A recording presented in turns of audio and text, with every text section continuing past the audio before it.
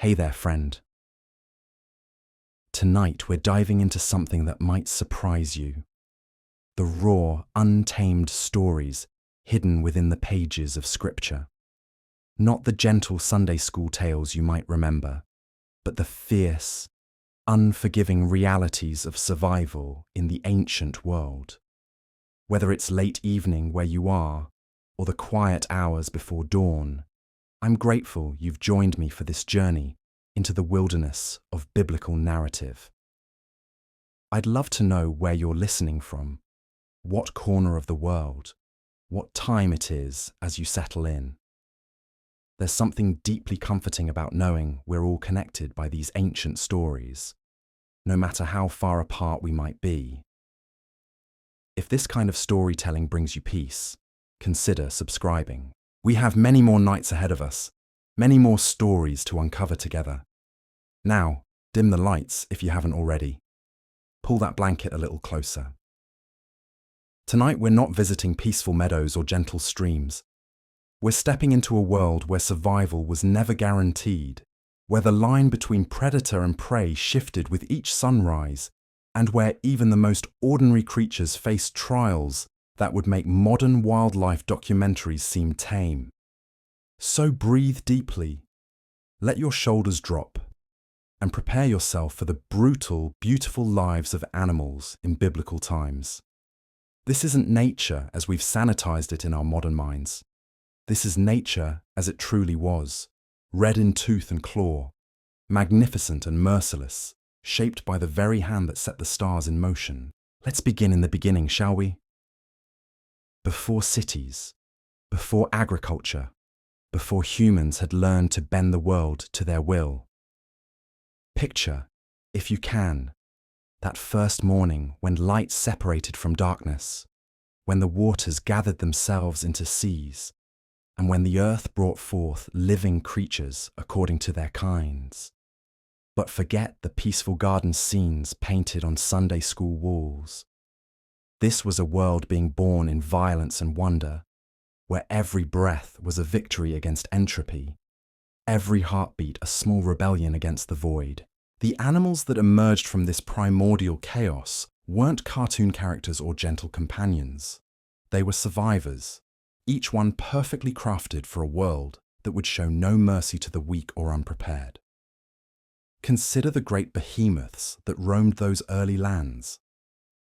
Not the domesticated cattle we know today, but massive wild aurochs, standing 6 feet at the shoulder, with horns that could gore a man in half, and temperaments that brooked no interference from any creature, human or otherwise.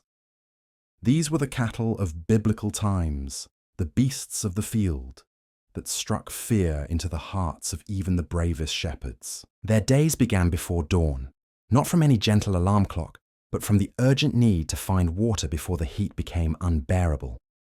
In the lands of Abraham and Moses, water wasn't a convenience, it was life itself, jealously guarded, fought over, died for. The aurochs would lumber across vast distances, their hooves creating small earthquakes, their breath visible in the cool morning air like the smoke from some ancient altar. But they weren't alone in their pilgrimage to the watering holes. Lions padded silently through the tall grass, their golden eyes fixed on the massive flanks of potential prey. Not the sleepy big cats of modern zoos, but the fierce, hungry predators that made the night dangerous for every living thing. These were the lions that would later terrorize the Israelites, that would become symbols of both divine power and earthly terror.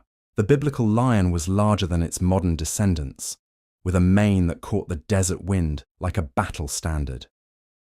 Its roar could be heard for miles across the wilderness, a sound that made every creature freeze in recognition of death's proximity. When it hunted, it didn't simply kill, it dominated, it conquered. It reminded every other animal that the food chain was written in blood and maintained through violence. And then there were the wolves. Oh, the wolves of biblical times were something to behold. Not the romanticized pack hunters of nature documentaries, but desperate, cunning survivors in a landscape that offered few second chances. They haunted the edges of human settlements like living shadows, their howls weaving through the night air like prophecies of loss. These wolves understood hunger in ways that would hollow out your soul. They knew the taste of lean seasons, when the weak members of their pack simply didn't wake up one morning. They knew the desperate mathematics of survival, how many calories it took to bring down a sheep versus how many they'd burn in the attempt. Every hunt was a gamble with death, every meal a temporary reprieve from starvation. But perhaps no creatures understood the brutality of biblical survival better than the birds of prey. The eagles that soared over the wilderness weren't majestic symbols of freedom. They were efficient killing machines with eyesight so sharp they could spot a dying lamb from miles away. Their talons could crush bone, their beaks could tear through hide like parchment, and their patience was infinite. They rode the thermals rising from sun-baked rocks, circling endlessly, waiting for weakness to reveal itself below. A stumbling goat, a separated calf, an old ram struggling to keep up with the flock. The eagles saw it all, catalogued it all, waited for the perfect moment to descend like feathered death from a cloudless sky. The smaller birds were no less remarkable in their struggle for survival. Sparrows, those tiny creatures that Jesus would later use to illustrate divine care, lived lives of constant vigilance. Every seed was contested territory, every nesting site a potential battleground. They raised their young in a world where snakes slithered through the branches, where hawks cast shadows that meant instant death, where a single storm could destroy weeks of careful preparation. Yet they persevered, these sparrows, through sheer force of will and reproductive determination. They laid their eggs in thorny acacia bushes, wove their nests from scraps of wool left behind by passing flocks, taught their fledglings the difference between the call of safety and the cry of alarm. In their tiny hearts beat the same fierce desire for life that drove the mighty aurochs across the plains. The reptiles of this ancient world were perhaps the most alien to our modern sensibilities. Serpents weren't just garden variety snakes. They were creatures of mystery and power, some large enough to swallow a goat whole, others so venomous that their bite brought death before the victim could cry out.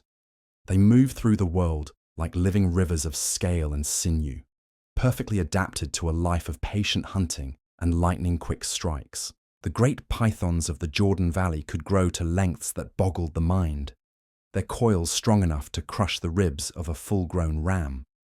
They didn't need venom. They were living compression, death by slow suffocation, predators that turned the very act of breathing into a luxury their prey could no longer afford. But it was the smaller serpents that perhaps posed the greater threat. Vipers that could hide in a pile of grain, cobras that made their homes in the stone walls of houses, adders that basked on rocks and struck at anything that cast a shadow across their sun-warmed scales. These were the serpents that made every step through the wilderness an act of faith, every reach into darkness a gamble with eternity. The domesticated animals weren't spared from this harsh reality. The sheep that would become so central to biblical imagery weren't the fluffy, docile creatures of children's books. These were hardy, half-wild survivors with thick, oily wool that could shed rain and horns that could crack skulls. The rams were particularly fierce, establishing dominance through head-to-head battles that echoed across the hillsides like the sound of boulders colliding. They lived in constant awareness of their vulnerability. Every shadow could hide a predator. Every unfamiliar scent could herald death. The ewes gave birth in hidden corners of the wilderness, licking their lambs clean while scanning the horizon for threats. The young learned early that survival meant staying close, moving fast, and never wandering beyond the protection of the flock. The shepherds who tended these flocks weren't gentle pastoral figures either. They were warriors, armed with staff and sling, ready to face down lions and bears with nothing but courage and desperation. David's victory over Goliath wasn't remarkable because he was small. It was remarkable because he'd already spent years perfecting his aim against predators that could tear him apart if he missed. These shepherds slept lightly, always listening for the sound that would send them scrambling into the darkness with weapons raised. They knew the call of every bird, the meaning of every unusual silence, the difference between wind and stalking predator. Their lives were measured not in years, but in successful defenses, in flocks preserved, in nights survived. The wild asses that roamed the desert margins were studies in stubborn survival. They could go days without water, find nourishment in thorny plants that would kill most other animals, and outrun pursuit across terrain that would break the legs of horses. They lived in small groups, constantly moving, always alert, their braying calls echoing across empty lands, like the voices of the wilderness itself. These weren't the friendly donkeys of nativity scenes. These were creatures hardened by a landscape that offered no forgiveness for weakness. Their hooves were harder than iron, their endurance legendary, their ability to find water in seemingly barren lands almost supernatural. They represented freedom, but freedom bought at the price of constant vigilance and perpetual hunger. The gazelles that bounded across the hills were living poetry in motion, but poetry written in a language of fear and flight. Their beauty was functional. Those graceful legs were built for escape, those large eyes positioned to catch the slightest movement of approaching danger. They could leap obstacles that would stop other animals cold, change direction in mid-air, accelerate from stillness to full speed in heartbeats. But for all their grace and speed, they lived lives of perpetual anxiety. Every meal was interrupted by scanning for threats, every moment of rest purchased with the risk of being caught off guard. The young gazelles learned to run before they learned to graze properly, their survival depending on mastering escape before they mastered anything else. Even the insects of biblical times lived lives of remarkable drama and survival. Locusts weren't just agricultural pests. They were forces of nature, arriving in clouds so thick they blocked out the sun. When they descended upon the land, they transformed abundance into desolation in hours, stripping every green thing down to bare wood and leaving behind a silence that spoke of famine. The individual locust was a marvel of efficiency, all jaw and wing and reproductive drive. They could eat their own body weight in vegetation daily, mate on the wing, lay eggs that could survive drought and winter, emerge in numbers that defied comprehension. They were both the destroyers and the destroyed, feeding the birds when they finally fell exhausted to the earth, their bodies carpeting the ground like a harvest of wings and regret. The bees of the ancient world were simultaneously creators and warriors. They built their hexagonal cities in cliff faces and hollow trees, producing liquid gold that drew both bears and humans to risk their lives for a taste of sweetness. But they defended their treasures with a ferocity that turned the gentlest creature into an armored squadron of flying needles. A bee colony was a superorganism, tens of thousands of individuals functioning as a single entity with a single purpose: survival of the hive. They could kill creatures 1,000 times their size through sheer numbers and determination. Their stings, delivering not just pain, but chemical messages that called their sisters to join the battle. And always, threading through every story of biblical wildlife, was the presence of death. Not as an enemy to be defeated, but as a partner in the dance of life, the necessary counterpoint that gave meaning to every breath, every heartbeat, every successful hunt or narrow escape. Death was the teacher that made every creature sharp, the sculptor that carved away everything unnecessary for survival. The scavengers understood this better than anyone.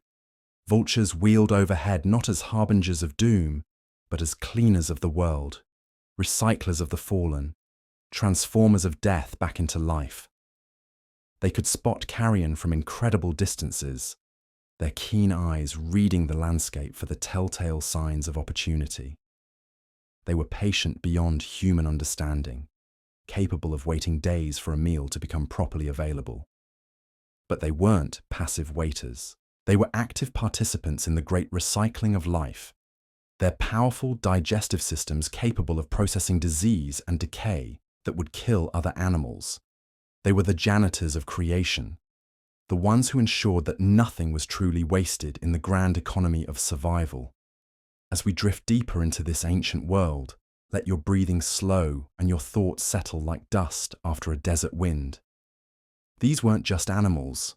They were characters in the greatest story ever told, each playing their part in the vast drama of creation and survival. Tonight, as the shadows lengthen and your eyelids grow heavy, let us venture deeper into this unforgiving biblical landscape where every dawn brought fresh trials for the creatures who called it home. The hyenas of ancient Palestine weren't the cartoon villains of modern media. They were master survivors, scavengers whose bone-crushing jaws could crack open what others left behind, extracting marrow and meaning from the discarded remains of the wilderness. These were creatures who understood that dignity was a luxury the hungry couldn't afford. They lived in clans ruled by females larger and fiercer than their male counterparts, societies built on the harsh mathematics of survival, where only the strongest ate first and the weak learned patience or perished. Their laughter, that eerie whooping call that echoed through the night, wasn't mockery, but communication, a complex language of territory and hierarchy that kept their fractured world from collapsing entirely. The hyenas knew secrets that other predators had forgotten. They could digest what would poison lions, process bones that would shatter the teeth of jackals, survive on scraps that wouldn't sustain a mouse. When the great hunters had taken their fill and moved on, the hyenas arrived like a clean-up crew with no illusions about glamour, only an absolute commitment to persistence. But perhaps no creatures exemplified the biblical struggle for existence more than the wild boars that crashed through the underbrush of ancient forests. These weren't the domestic pigs of farmyards. These were armoured tanks of muscle and fury, with tusks that could disembowel a man and temperaments that made lions think twice about engagement. They rooted through the earth with snouts harder than stone, their powerful necks and shoulders built for turning over boulders in search of grubs and roots. A wild boar was 400 pounds of barely contained violence, capable of charging through thorn bushes that would stop other animals cold. Their hide was thick enough to turn aside all but the sharpest spears, their intelligence cunning enough to remember every insult and plan elaborate revenge. They were the anarchists of the animal kingdom, recognizing no authority but their own hunger and rage. The sows were perhaps even more dangerous than the males, especially when protecting their young. A mother boar with piglets was a force of nature that would charge a bear, attack a lion, face down an entire pack of wolves without hesitation. Her tusks weren't just weapons, they were manifestos written in ivory, declarations that some things were worth dying for. And what of the great bears that lumbered through the highlands of ancient Israel? These weren't the sleepy, honey-obsessed creatures of children's stories. The Syrian brown bear was a colossus of fur and fury, standing 9 feet tall on its hind legs, with claws longer than a man's fingers and a bite that could crush a skull like an eggshell. They were omnivores by necessity, but predators by inclination, equally comfortable stripping berries from bushes or stripping flesh from bones. A bear's day began with the complex calculus of caloric needs versus energy expenditure. Every meal had to justify the effort required to obtain it, every movement calculated against the backdrop of seasonal change and territorial dispute. They were solitary by nature, but occasionally forced into proximity around rich food sources, creating tense standoffs where a single mistake could mean death or permanent injury. The biblical bear was a creature of contradictions, capable of incredible gentleness with its cubs, yet utterly savage toward anything perceived as a threat. It could lumber along at what seemed a leisurely pace, yet explode into speeds that would leave a horse gasping. It appeared clumsy but possessed reflexes quick enough to snatch salmon from rushing streams, coordination precise enough to flip over logs weighing hundreds of pounds. When winter approached, These bears didn't simply hibernate. They entered a state of suspended animation that was itself a form of violence against time and mortality. Denned up in caves or hollowed-out trees, they slowed their heartbeats to nearly nothing, their breathing to barely perceptible whispers, their metabolism to a crawl that would have killed any other creature. They were practicing death, rehearsing for the ultimate sleep, while maintaining just enough life to wake again when spring returned. The leopards of biblical lands were perhaps the most perfectly designed killers in all creation. Smaller than lions, but infinitely more cunning. They were shadows made flesh, phantoms that could scale vertical cliff faces with a gazelle in their jaws. Their rosette-spotted coats weren't decoration, but camouflage so perfect that prey animals could graze within yards of death without ever knowing they were being stalked. A leopard's hunt was performance art, written in blood and silence. They would study their prey for hours, learning patterns of movement, identifying the weak and the careless. When they finally struck, it was with precision that bordered on the supernatural. A single leap, a crushing bite to the throat, death delivered with such efficiency that their victims often died without understanding what had happened. But the leopard's greatest advantage wasn't its killing ability. It was its adaptability. While lions required open savanna and wolves needed pack territory, leopards could thrive anywhere there was prey and cover. They hunted in forests, deserts, mountains, and river valleys with equal skill. They were the ultimate opportunists, capable of eating anything from insects to young cattle, adjusting their techniques to match their environment. These solitary cats raised their young in the most precarious circumstances imaginable. A mother leopard had to hunt not just for herself, but for cubs that were completely helpless for their first months of life. She cached her kills in trees to keep them from hyenas and lions, dragged prey heavier than herself up near vertical rock faces, all while remaining constantly alert for threats to her offspring. The wild goats that picked their way across impossible cliff faces were acrobats by necessity, their every step a negotiation with gravity and death. These weren't the domestic goats of farms, but sure-footed mountaineers with hooves designed like climbing spikes and balance that defied physics. They lived in a vertical world where a single misstep meant a fatal fall, where predators had to be athletes just to reach their territory. These goats had evolved beyond the reach of most predators, but not beyond the reach of all danger. Golden eagles soared the same thermals, patient and keen-eyed, waiting for a kid to venture too far from its mother or an elder to show signs of weakness. The cliffs that provided sanctuary also created trap. Once committed to a path along a narrow ledge, there was no retreat, no second chances. Their society was built around the harsh realities of limited resources and unlimited risk. The oldest, most experienced females led the herds, their knowledge of safe paths, literally meaning the difference between life and death for their followers. They remembered which routes were passable in winter, which ledges crumbled under weight, which caves offered shelter from the storms that could turn their mountain homes into killing grounds. The ravens that wheeled overhead weren't just scavengers, but intelligence officers, gathering information across vast territories and storing it in minds that never forgot a slight or a kindness. These were birds that could learn, reason, solve problems that baffled creatures much larger than themselves. They were the ultimate survivors, equally at home picking at carrion or raiding nests, stealing grain or hunting small prey. A raven's intelligence was its primary weapon, in a world that favoured the swift, the strong, and the sharp-toothed. They could count, plan for the future, recognise individual humans from great distances, and remember grudges for years. They worked in pairs or small groups, coordinating attacks on prey much larger than themselves, using tools when necessary, communicating across miles of territory with calls that conveyed specific information about food sources and dangers. But their intelligence came with a cost.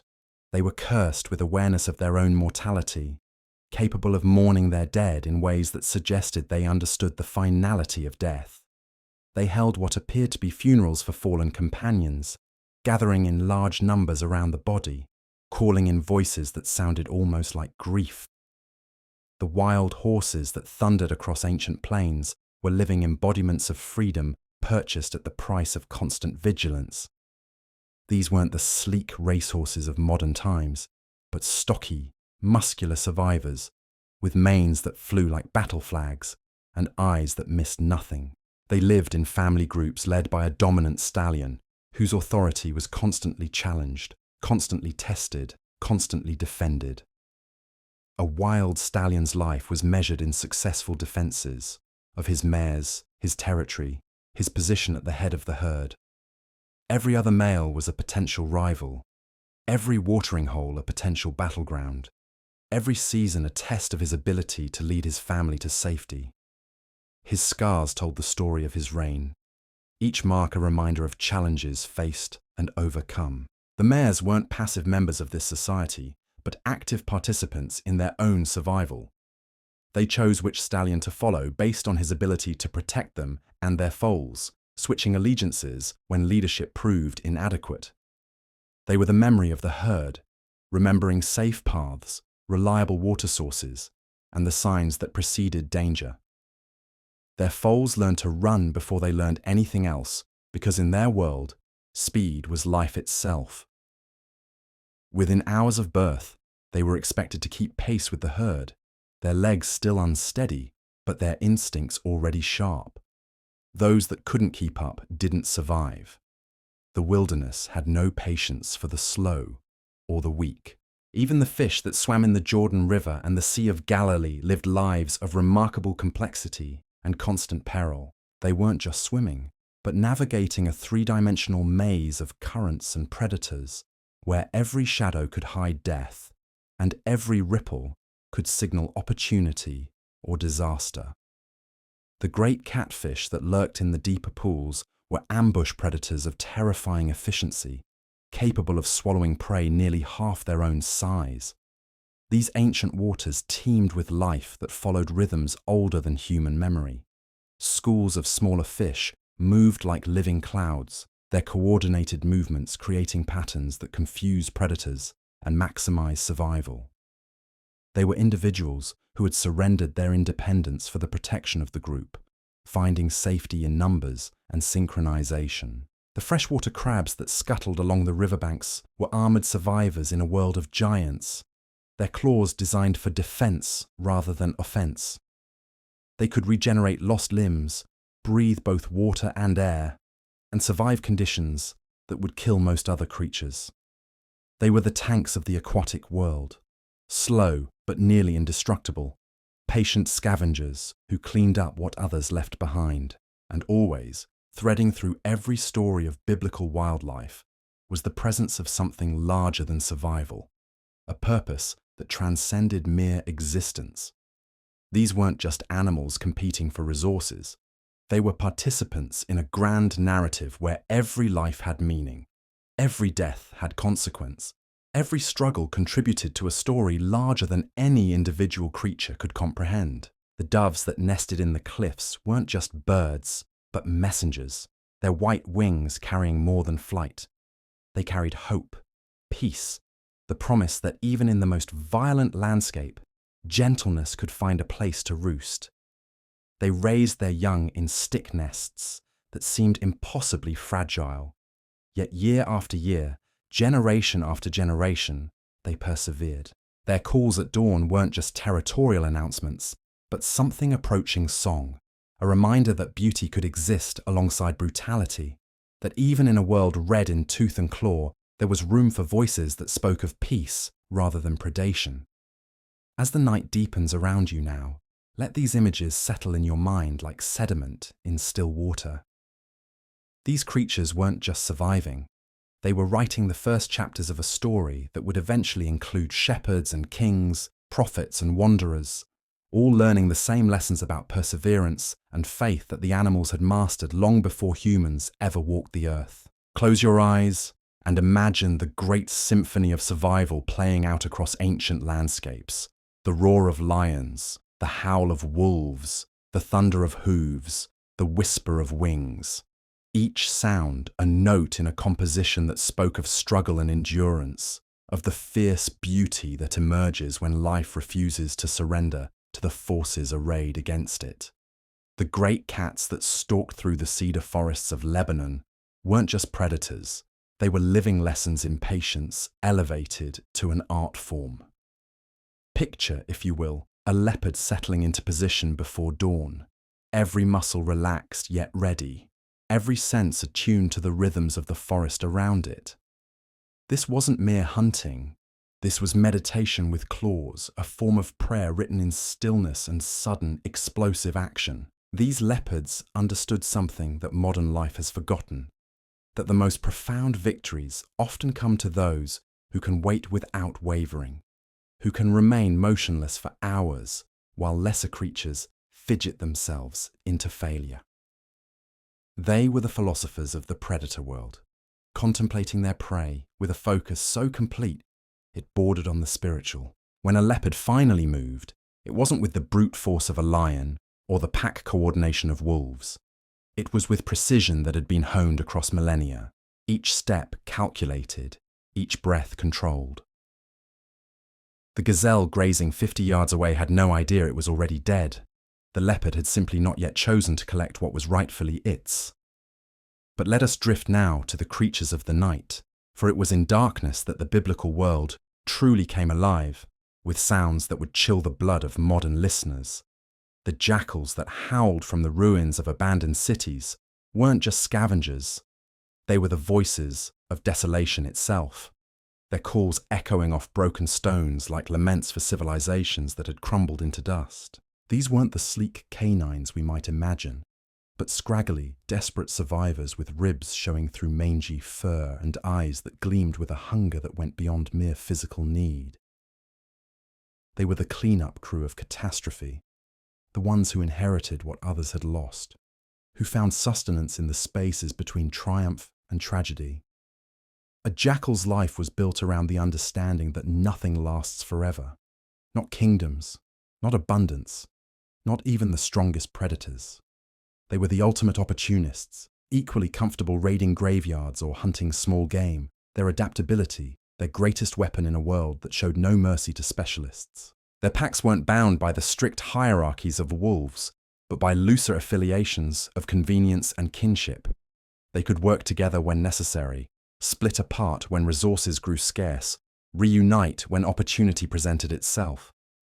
They were the nomads of the canine world, always moving, always searching, always ready to adapt to whatever circumstances the desert threw at them. The great serpents that coiled in the ruins of ancient temples weren't just reptiles. They were living symbols of wisdom and danger intertwined. These weren't garden snakes, but massive constrictors, some thick as a man's waist and long enough to stretch across a room. They moved through the world like liquid shadows, their scales catching what little light filtered through the rubble of forgotten palaces. These serpents possessed a patience that made the leopards seem hasty by comparison. They could remain motionless for weeks, their metabolism slowed to a crawl, waiting for the perfect opportunity to strike. When prey finally wandered within range, death came not with fangs and venom, but with coils that tightened with each exhale, turning the victim's own breath into the instrument of destruction. But it wasn't just their hunting prowess that made these serpents remarkable. It was their role as the ultimate recyclers of death. They could swallow prey much larger than their own heads, their jaws unhinging to accommodate meals that would sustain them for months. They were living demonstrations of how life could emerge from apparent impossibility, how something seemingly delicate could contain such overwhelming power. The wild oxen that roamed the highlands weren't the placid cattle of modern farms, but towering monuments to barely controlled fury. These aurochs stood taller than a man at the shoulder, their horns spanning wider than outstretched arms, their eyes holding a fire that spoke of complete intolerance for human interference. They were what cattle became when they answered to no master but their own will. An aurochs bull in his prime was perhaps the most dangerous creature a human could encounter on foot. Unlike predators, who killed for food or territory, these bulls fought for the pure joy of conflict. their battles with rivals shaking the ground for miles around. Their hooves could shatter bones, their horns could pierce armor, and their charges could knock down trees. But they weren't mindless engines of destruction. They were intelligent, social creatures with complex hierarchies and deep emotional bonds. The cows fiercely protected their calves, forming defensive circles that could repel even the largest predators. The bulls, for all their fury, were devoted fathers and partners, their aggression always tempered by loyalty to their family groups. These great beasts moved across the landscape like living storms, their presence changing everything around them. Plants were trampled or scattered, water sources were claimed and defended. Predators gave ground or found themselves facing opponents that refused to be intimidated. They were forces of nature that happened to have hooves and horns. The eagles that soared above the highest peaks weren't just birds of prey. They were living embodiments of divine perspective, creatures that could see patterns invisible to earthbound animals. From their vantage points miles above the ground, they watched the great dramas of survival play out like scattered scenes from an epic poem. These weren't the majestic but relatively tame eagles of modern wildlife preserves. These were apex predators with wingspans that cast shadows like storm clouds and talons that could punch through steel. They nested on cliff faces so remote that few humans had ever seen their eyries, raising their young in fortresses of stone and wind. An eagle's hunt wasn't a desperate scramble for survival, but a calculated investment in death. They could soar for hours without flapping their wings, riding thermals and updrafts with such skill that flight appeared effortless. But when they finally committed to a strike, they fell from the sky like feathered meteors, their speed at impact sufficient to kill prey instantly. Their eyesight was perhaps 8 times sharper than human vision, allowing them to spot a rabbit from 3 miles away or detect the slightest movement in thick grass from impossible heights. They weren't just hunters, they were surveillance systems with wings, intelligence gatherers who missed nothing in their vast territories. But perhaps the most remarkable aspect of these biblical eagles was their longevity and memory. They could live for decades, accumulating knowledge of seasonal patterns, prey behavior, and territorial boundaries that made them increasingly formidable with age. They were the historians of the sky, living libraries of survival wisdom that was passed down from generation to generation. The ibex that danced along impossible cliff faces weren't just showing off. They were living proof that grace and power could coexist in forms that seemed to defy natural law. These wild goats possessed balance so perfect it appeared supernatural, leaping between ledges that were barely wider than their hooves, negotiating vertical terrain that would challenge the most skilled human climbers. Their horns weren't just weapons but tools, used for everything from digging in snow to establishing dominance within the herd. The great spiral curves that swept back from their skulls were masterpieces of natural engineering, designed to absorb impacts that would shatter ordinary bone. When 2 males fought, the crack of horn against horn could be heard echoing across entire valleys. These weren't creatures that lived in the mountains by choice. They had been driven there by predators and competition, forced to master an environment so hostile that only the most perfectly adapted could survive. Every step was a negotiation with gravity, every meal a victory against scarcity, every night a gamble that the ledge they chose for rest wouldn't crumble beneath them. The female ibex were perhaps even more remarkable than the males, raising their young on precipices where a single mistake meant death for both mother and kid. They taught their offspring to navigate the vertical world through example and patience, knowing that the lessons of cliff walking couldn't be learned through instruction alone, but required the kind of body knowledge that came only through practice and survival. And then there were the creatures of the water, the great fish that swam in the deeper pools of the Jordan, ancient beyond measure and wise in ways that terrestrial animals couldn't comprehend. These weren't the simple fish of Sunday school stories, but complex predators with intelligence that manifested in entirely alien ways. The massive catfish that lurked in the murkiest depths were living submarines, their whisker-like barbels constantly testing the water for chemical traces of prey. They could remain motionless for hours, their mottled skin blending perfectly with the rocky bottom, their patience rivaling that of the great serpents. When smaller fish finally ventured within range, they were sucked into mouths that could expand to engulf prey nearly half their own size. These ancient fish had survived ice ages and droughts, their resilience tested by catastrophes that had wiped out countless other species. They were the memory of the waters, carrying in their genes the accumulated wisdom of millions of years of aquatic survival. Their scales told stories of floods and famines, of seasons when the rivers ran red with silt and seasons when they barely flowed at all. But it wasn't just the large predators that commanded respect in these biblical waters. The smaller fish that schooled in silver clouds were perhaps even more remarkable. Their coordinated movements creating patterns of such beauty and complexity that they seemed choreographed by divine hands. They were individuals who had learned that survival sometimes required the surrender of independence, that the group could achieve what no single fish could accomplish alone. The great sturgeon that spawned in these waters were living links to ages before human memory, their bodies armored with plates that had turned aside the teeth of prehistoric predators. They were time travelers, creatures whose basic form had remained unchanged since before the first human learned to make fire. In their alien eyes was the wisdom of deep time, the patience of eons. As night deepens around you now, let your mind wander to the secret places where these creatures made their homes. The hidden caves where bears denned with their cubs, the high ledges where eagles built their nests, the deep pools where ancient fish dreamed their slow, cold dreams. These weren't just animals.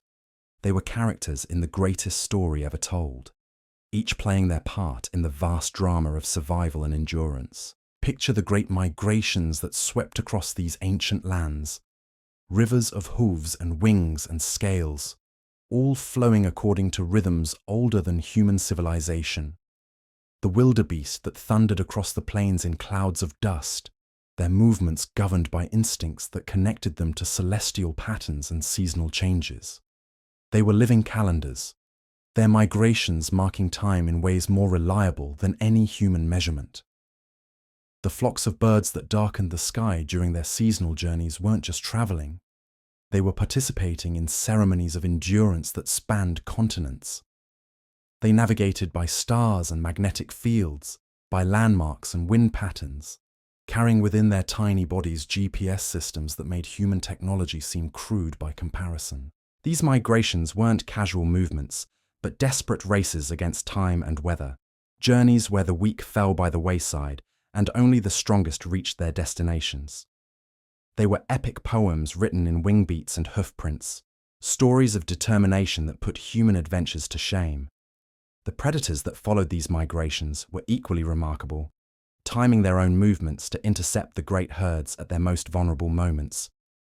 They were the punctuation marks in the migration story, the reminders that even the most spectacular journeys could end in sudden, violent death. But perhaps most remarkable of all were the creatures that chose not to migrate. The ones that had adapted so perfectly to their local environments that they could survive whatever challenges the seasons brought. They were the true masters of their domains, so completely integrated into their landscapes that they seemed less like visitors and more like living extensions of the earth itself.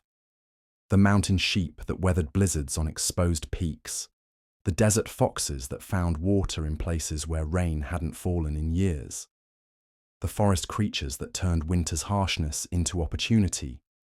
These were the specialists, the ones who had chosen depth over breadth, mastery over mobility. And always, threading through every story of biblical wildlife, was the presence of something larger than mere survival, a purpose that transcended individual existence and connected each creature to a narrative that spanned generations, centuries, millennia.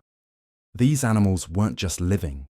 They were participating in a story that was still being written, their struggles and triumphs adding new chapters to an epic that began with the first breath of creation. Sleep now, dear listener, And let these ancient rhythms lull you into dreams where the roar of lions mingles with the whisper of wind through cedar branches, where the thunder of hooves becomes the beating of your own heart, where the vast tapestry of biblical wildlife wraps around you like the softest blanket, carrying you deeper into the mysteries of a world where every creature was both author and character in the greatest story ever told.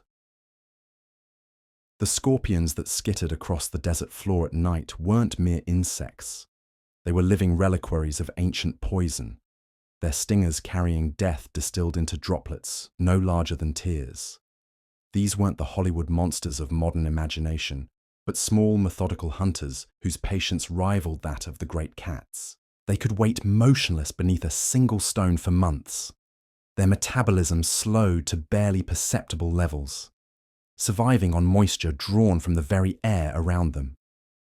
When prey finally wandered within range, a cricket, a small lizard, anything foolish enough to step into their domain, the scorpion's strike was surgical in its precision.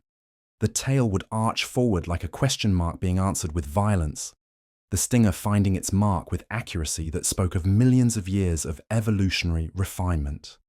The venom wasn't just poison, it was liquid darkness, a chemical key that unlocked the door between life and death. But these scorpions weren't evil, despite what later storytellers might claim.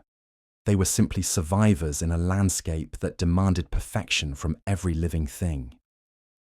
Their glow under moonlight wasn't supernatural but practical, a warning system that helped them avoid larger predators while advertising their deadliness to anything foolish enough to consider them prey. The great locusts that periodically swept across the land in clouds thick enough to blot out the sun weren't just insects. They were living manifestations of abundance twisted into catastrophe. A single locust was unremarkable, no bigger than a man's thumb, its individual appetite modest. But when they gathered, when some mysterious signal passed through their ranks like wildfire, they became something else entirely, a force of nature that could strip the landscape bare in hours. These weren't the random swarms of modern agricultural nightmares, but coordinated armies that moved with purpose and terrible efficiency. They had scouts that ranged ahead, identifying the richest feeding grounds. They had advanced guards that tested the wind currents and weather patterns. They moved like a single organism with millions of parts, each individual perfectly synchronized with the whole. When they descended upon a field of grain, it wasn't mere feeding. It was systematic harvesting that left nothing behind but stubble and silence. They consumed everything green, everything growing, everything that spoke of life and hope. In their wake, they left a brown wasteland that looked as if fire had passed over it, except fire would have been quicker and perhaps more merciful. The desert vipers that coiled beneath rocks and in the shadows of thorn bushes were masters of a different kind of patience altogether. These serpents had learned to transform waiting into art, their bodies becoming indistinguishable from the stone and sand around them. They were living proof that sometimes the most dangerous creatures were also the most beautiful, their scales catching desert light like scattered jewels. Their hunting strategy was built around a single perfect moment, the instant when prey stepped within striking distance. Everything before that moment was preparation, meditation, the accumulation of potential energy that would be released in a strike too fast for the eye to follow. They were coiled springs wrapped in scales, death waiting for the precise moment to announce itself. But what made these vipers truly remarkable wasn't their deadliness. It was their restraint. They could have struck at anything that moved, could have wasted their venom on threats that posed no real danger. Instead, they possessed an almost supernatural ability to distinguish between prey and predator, between opportunity and waste. They were philosophers of violence, contemplating each potential strike with the gravity it deserved. The great spiders that wove their webs in the corners of caves and the spaces between rocks weren't just creating traps. They were weaving fate itself into visible form. Their webs weren't random constructions, but architectural marvels, each strand placed with mathematical precision, each anchor point calculated to withstand forces that would snap ordinary silk like gossamer. These weren't the harmless house spiders of domestic spaces, but massive hunters, whose leg span could cover a man's palm, whose fangs could deliver venom that paralyzed prey larger than themselves. They lived in a world of vibration and tension, feeling the tremors that traveled through their webs like seismic events that told them everything they needed to know about what had blundered into their domain. When something became entangled in their creation, the spider's response was swift but not hasty. They moved across their webs like dancers who had memorized every step, their feet finding safe purchase on strands that would entrap anything else. They were the masters of their own architecture, the only creatures capable of navigating the deadly beauty they had created. The wild dogs that haunted the edges of human settlements weren't the domesticated companions of later ages, but something far more primal. Pack hunters whose cooperation had been forged in the crucible of survival rather than breeding. These weren't wolves, which hunted with the disciplined coordination of military units, but something more chaotic and perhaps more dangerous, opportunists who had learned to work together when it served their individual interests. Their packs weren't stable hierarchies, but fluid alliances that formed and dissolved based on the availability of food and the presence of threats. They were democratic in their savagery, making group decisions through complex negotiations of snarl and submission, threat and appeasement.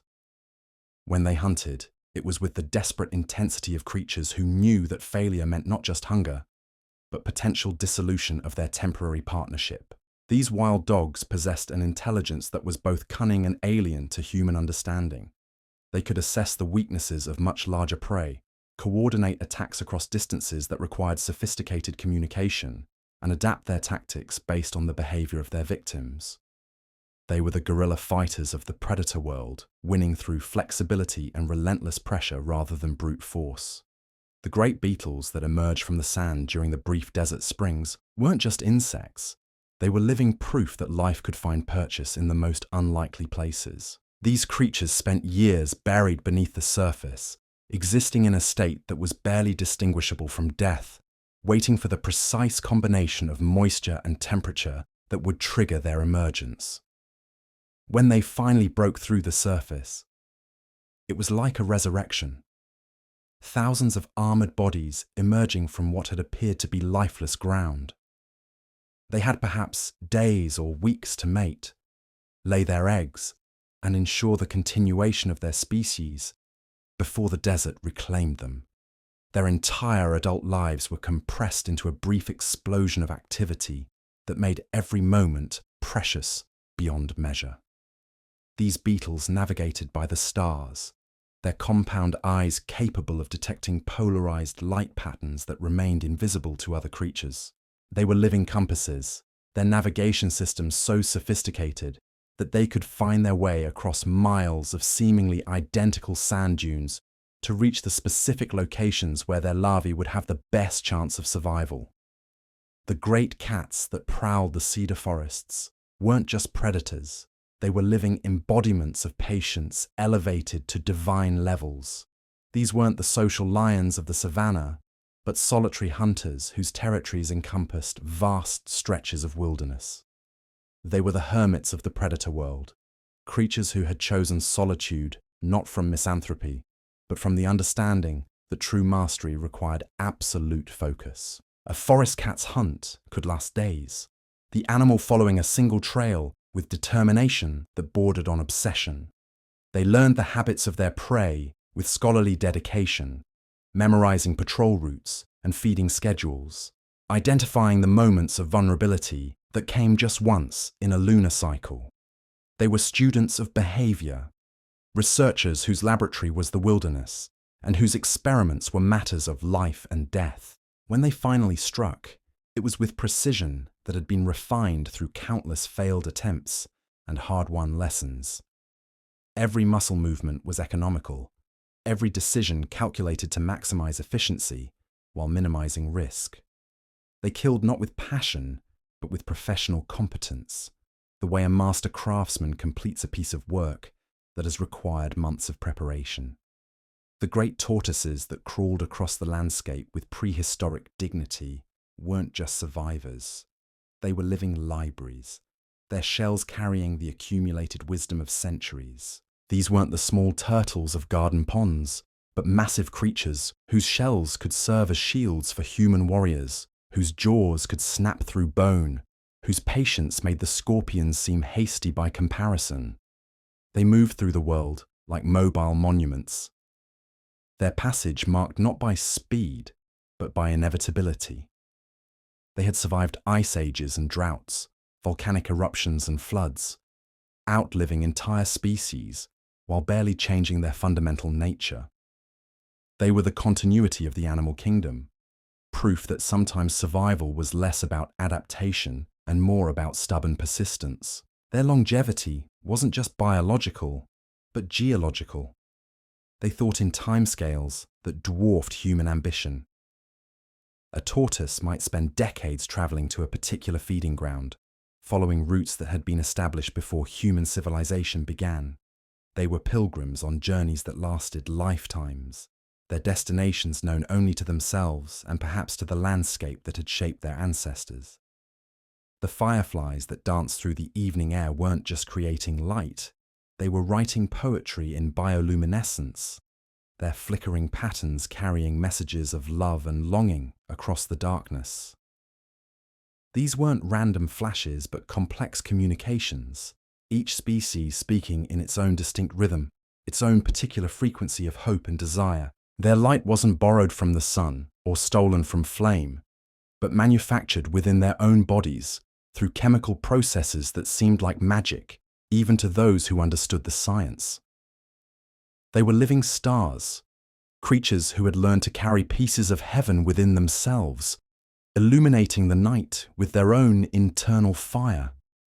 When they gathered in great numbers, as they did during the brief seasons when conditions were perfect, they transformed entire landscapes into galaxies of living light. Trees became constellations, meadows became nebulae, and the boundary between earth and sky dissolved in the gentle glow of millions of tiny lanterns dancing through the warm air. The great vultures that soared on thermal currents high above the desert weren't harbingers of death. They were its gentle custodians, creatures whose service to the cycle of life and death was both humble and essential. These weren't the cartoon scavengers of later imagination, but magnificent flyers whose wingspans could cast shadows like clouds, whose eyesight could detect carrion from distances that challenged belief. They rode the invisible rivers of warm air that rose from sun-baked stone and sand, their flight so effortless it appeared supernatural. They could soar for hours without flapping their wings, covering hundreds of miles while expending less energy than a walking man.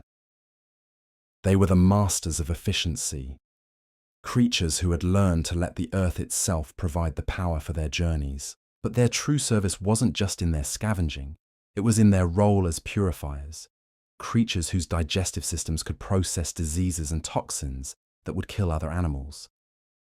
They were the immune system of the landscape, preventing the spread of plague and pestilence by consuming what would otherwise fester and corrupt.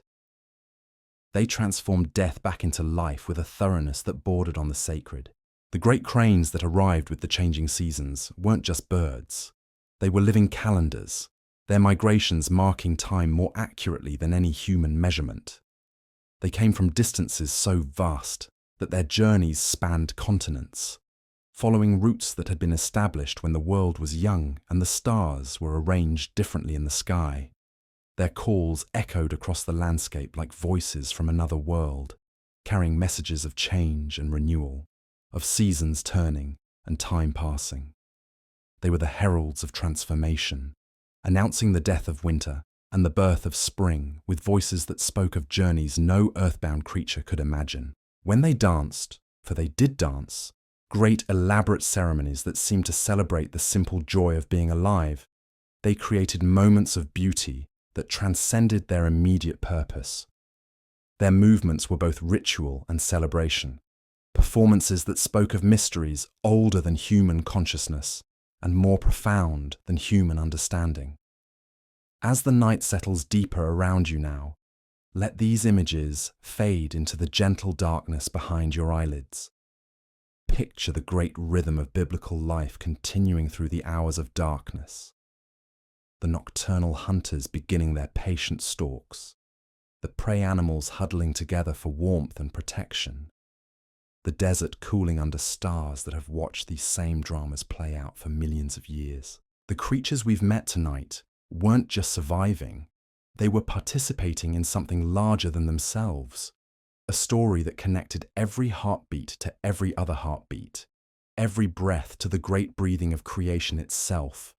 They were the living proof that life, no matter how harsh the circumstances, always finds a way to continue, to adapt, to endure. Let your own breathing slow now to match the rhythm of that ancient world, where time moved differently and patience was not just a virtue, but a necessity for survival. Feel yourself drifting deeper into sleep, carried along by the same currents that guided the migrations of cranes and the hunting patterns of great cats, the same forces that taught scorpions to wait and taught eagles to soar. These weren't just animals in an ancient landscape. They were your ancestors in the great family of life, creatures whose struggles and triumphs echo in your own blood, whose lessons of patience and persistence and stubborn hope live on in every beat of your heart. Sleep now, and let their ancient wisdom guide you through the gentle darkness toward morning. The great storks that waded through the marshlands of ancient rivers weren't just fishing, they were conducting ceremonies of precision that had been refined across millennia.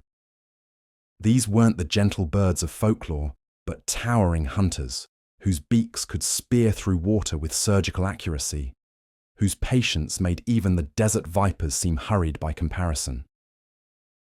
They stood motionless in the shallows for hours, their reflections creating perfect doubles in the still water, waiting for the moment when a fish would venture within striking distance. Their hunting wasn't random, but methodical, each step calculated to avoid disturbing the sediment that might cloud the water and obscure their vision. They were living statues that came to life in single explosive moments, the lightning-fast thrust of a beak, the flip of a fish into the air, the satisfied gulp that marked another successful hunt. They were proof that sometimes the greatest violence emerged from the deepest stillness. But these storks weren't solitary creatures. They nested in great colonies that rose from the treetops like ancient cities. Their massive stick constructions passed down through generations like family estates. The young learned not just to hunt, but to navigate the complex social hierarchies of the colony, where position meant everything, and a misstep could result in exile from the only community they had ever known. The wild camels that roamed the desert margins weren't the patient beasts of burden they would later become, but proud, independent creatures whose very existence was an act of defiance against a landscape that seemed designed to kill everything that lived. These weren't the one-humped dromedaries of trade routes, but the great Bactrian camels with their double humps and coats that could withstand temperature swings that would kill most other mammals. They moved across the wasteland, like ships navigating an ocean of sand and stone, their broad feet designed to distribute weight across surfaces that would swallow other animals whole. Their humps weren't just storage containers for fat, but sophisticated biological systems that could recycle water and nutrients with efficiency that bordered on the miraculous. They were living distilleries, capable of extracting moisture from their own metabolism when external sources failed entirely. These camels lived in small family groups led by ancient matriarchs whose knowledge of water sources and safe passages meant the difference between life and death for their followers.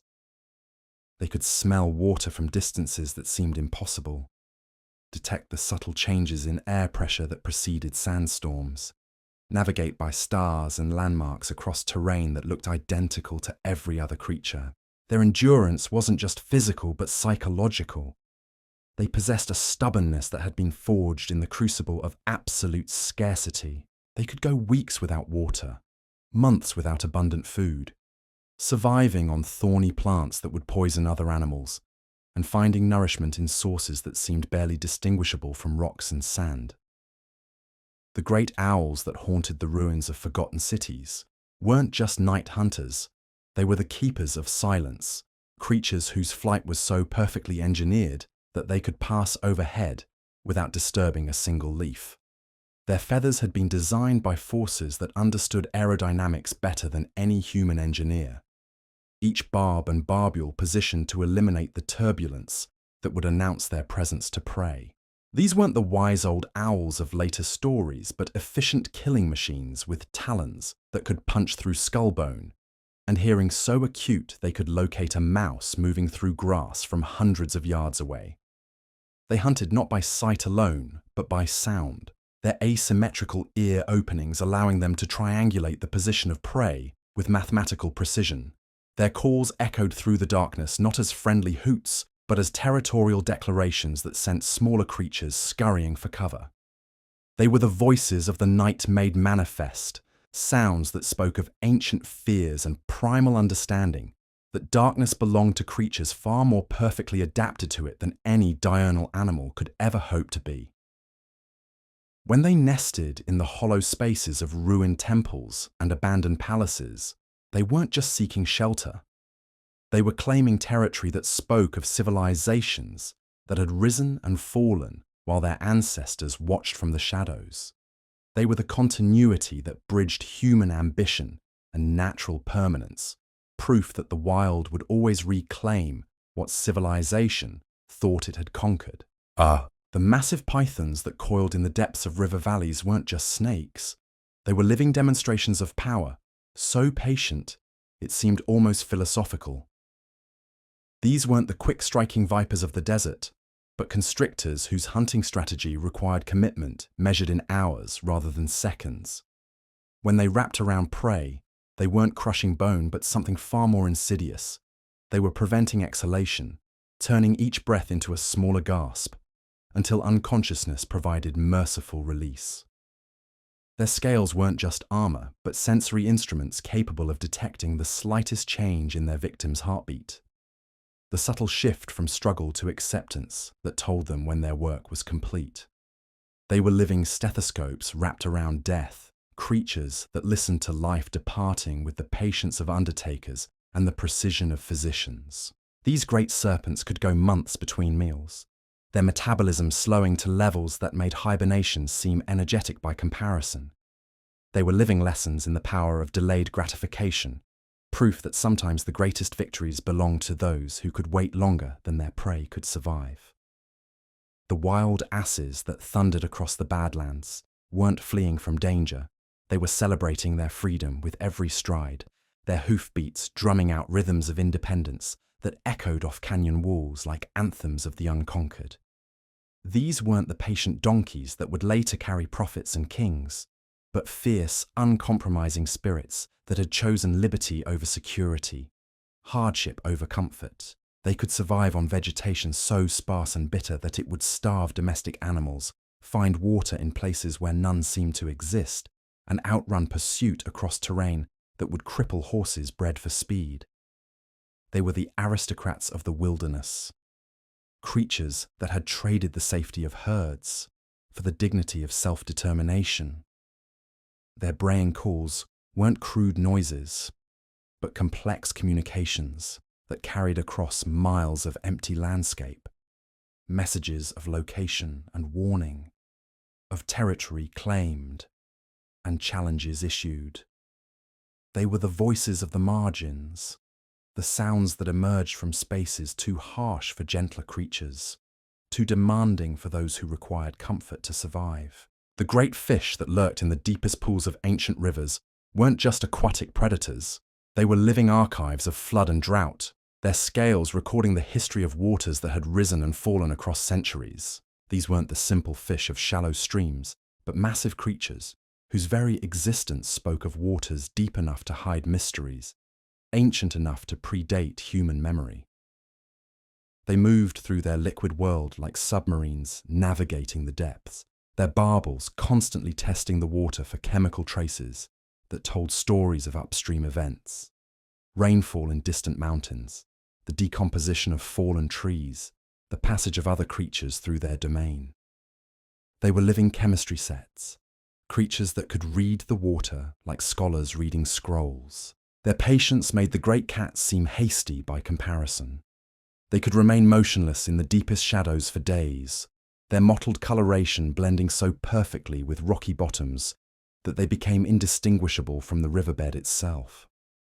When prey finally ventured within range, their strikes were explosive events that sent shockwaves through the water and left no doubt about their power. The massive locusts that periodically transformed from solitary green insects into swarming brown destroyers weren't just changing colour. They were undergoing metamorphosis that spoke of forces larger than individual will or choice. These transformations weren't gradual but sudden, triggered by population pressures and environmental conditions that activated ancient genetic switches, turning harmless grass eaters into coordinated armies of consumption. When the change came, it wasn't just physical, but psychological. The individual locusts that had lived quiet, hidden lives suddenly became part of something larger than themselves. Their behavior synchronized with millions of others in ways that suggested intelligence operating at levels beyond the comprehension of any single creature. Their swarms moved across the landscape like living storms, darkening the sky and consuming everything in their path with methodical thoroughness that left nothing to chance. They weren't just feeding, they were stripping the land bare with purpose that seemed almost intentional, as if the very earth had decided to reclaim what had been taken from it. The great beetles that rolled balls of dung across the desert weren't just cleaning up after larger animals, they were performing sacred rituals of transformation, turning waste into wealth with dedication that bordered on religious devotion. These weren't simple scavengers, but sophisticated engineers whose work required strength, navigation skills, and planning abilities that put many larger creatures to shame. They could roll balls of dung many times their own weight across miles of difficult terrain, navigating by the position of the sun and stars with accuracy that would impress human astronomers. They were living proof that even the humblest work could be elevated to art when performed with sufficient skill and dedication. Their underground nurseries weren't just holes in the ground but carefully engineered chambers where their larvae would develop in conditions that maximized their chances of survival. They were the architects of the invisible world, creatures whose work went largely unnoticed but whose absence would have meant the collapse of entire ecosystems. The wild boars that crashed through thorn bushes weren't just foraging, they were reshaping the landscape itself, their powerful snouts and shoulders creating paths that other animals would follow for generations. These weren't the domestic pigs of later farms, but living bulldozers with tempers that made lions cautious and intelligence that made them nearly impossible to trap or predict. A wild boar's charge wasn't just an attack, but a force of nature that could knock down trees, scatter boulders, and leave furrows in the earth that looked like the work of primitive ploughs. They were the revolutionaries of the forest floor, creatures that refused to accept the landscape as they found it, and insisted on making it conform to their needs. Their social structure wasn't based on submission, but on mutual respect, earned through demonstrated strength and cunning. The sows led their family groups with authority that brooked no challenge, while the great boars wandered the boundaries of their territories, like kings surveying domains that existed only as long as they possessed the power to defend them. The great spiders that wove webs between the branches of ancient trees weren't just creating traps. They were composing symphonies in silk, their creations vibrating with frequencies that carried information about wind and weather, prey and predator. These weren't the small house spiders of domestic spaces, but massive architects whose webs could span the gaps between trees, whose silk was stronger than steel and more elastic than rubber. They lived in a world of tension and vibration, feeling every tremor that passed through their constructions like musicians reading sheet music written in motion. When something became entangled in their webs, they didn't simply rush to attack, but first gathered information, the size and strength of their prey, the degree of entanglement, the optimal approach for subduing without damaging their precious architecture. Their venom wasn't just poison, but sophisticated biochemistry, custom designed for different types of prey and situations. They were living pharmacies, creatures that could produce paralytic agents, digestive enzymes, and pain-blocking compounds with precision that would make modern chemists envious. The great crabs that scuttled along the shores of ancient seas weren't just scavengers. They were the cleanup crew of creation, creatures whose work ensured that nothing was wasted in the grand economy of life and death. These weren't the small crustaceans of tide pools, but armored giants whose claws could crack the shells of creatures larger than themselves, whose eyes could track movement across vast expanses of beach and shallow water. They moved across the sand like living tanks, their shells proof against most predators, their claws capable of both delicate manipulation and devastating attack. They were the engineers of the shoreline, creatures that could dig burrows deep enough to reach fresh water, build defensive fortifications from sand and shell, and navigate by landmarks and tidal patterns with precision that put human sailors to shame. Their molting wasn't just growth, but transformation, periods of vulnerability when they shed their armor and emerged soft and defenseless, trusting in hiding places and timing to survive until their new shells hardened. They were living demonstrations of the courage required for growth, proof that sometimes moving forward required temporarily abandoning all defenses. The great mantises that perched motionless on flowering branches weren't just waiting for prey. They were practicing a form of meditation that made their hunting into something approaching prayer. These weren't simple insects, but sophisticated predators whose stillness was so complete it seemed supernatural, whose patience made the great cats seem fidgety by comparison. Their forelegs weren't just weapons, but precision instruments capable of striking with speed that blurred the line between movement and magic. When they finally moved, it was with economy that wasted no energy, no motion, no opportunity. They were the masters of the single perfect moment, creatures that understood timing with accuracy that approached the divine. Their eyes could track individual raindrops in a storm, follow the flight of insects smaller than pinheads, and detect movements so subtle that other creatures missed it entirely. They were living surveillance systems, creatures that saw everything and forgot nothing, whose hunting success was built on information gathered over hours of absolute stillness. The wild horses that galloped across ancient plains weren't just running. They were writing freedom across the landscape in hoofprints and dust clouds, their manes streaming like battle flags in winds that carried the scent of unlimited horizons. These weren't the refined horses of later civilizations, but stocky, muscular survivors, whose beauty came not from breeding, but from perfect adaptation to lives lived entirely without compromise. Their herds moved across the grasslands like living rivers, their passage creating thunder that could be heard for miles. Their coordination so perfect, it seemed choreographed by forces beyond individual consciousness. They were democracy in motion, creatures that made group decisions through processes more subtle than human understanding could follow. The stallions that led these herds weren't tyrants, but servants, their authority earned through demonstrated ability to guide their families to safety and abundance. They fought not for dominance, but for the right to serve, their scars testament to the price they paid for the privilege of leadership.